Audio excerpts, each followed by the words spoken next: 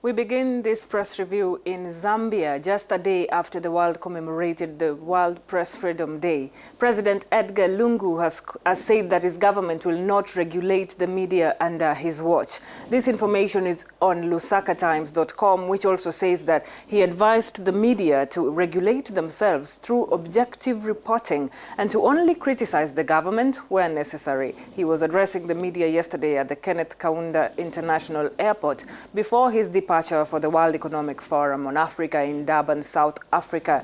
The leader also said that the media is a critical player in Zambia's governance system and that being the fourth estate, journalists should be part of the country's growth. On a positive note, though, Zambia's Minister of Broadcasting Services said that the government is determined to come up with legislations that will promote freedom of the press and access to information. He, however, noted how some online media are abusing their rights by reporting hate speech and criminality in the name of freedom of expression and information.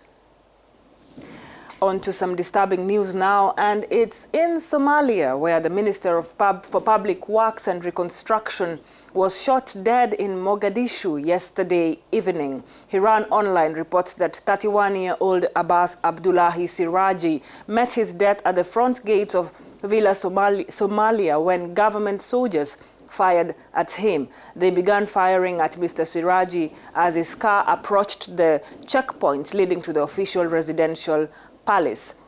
And hours before he was killed, he had just launched a public works initiative called the Capacity Injection Program with assistance from the African Development Bank and the United Nations Office for Project Services.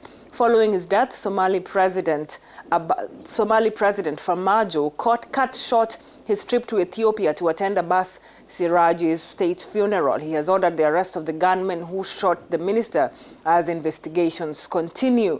Abbas Abdullahi Siraji was the youngest Somali minister in the Somali cabinet, and earlier this year, he made headlines with his inspiring story that saw him go from the largest refugee camp in the world, that is the Dadaab refugee camp, to being appointed a federal government minister in Somalia.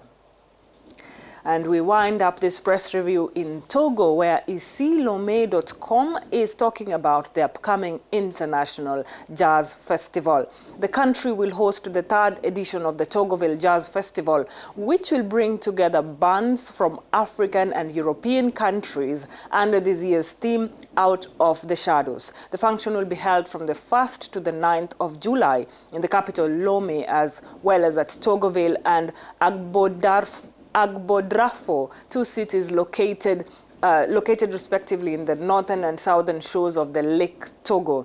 Isilome reports that event organizers have said that 10 jazz groups from Togo, 6 from France, and 2 from South Africa, as well as bands from Benin, Senegal, and Burkina Faso, have already confirmed their participation at the festival. Participants at the Togoville Jazz Festival 2017 edition will also be able to take part in conferences, debates, and theoretical and practical training sessions of the profession.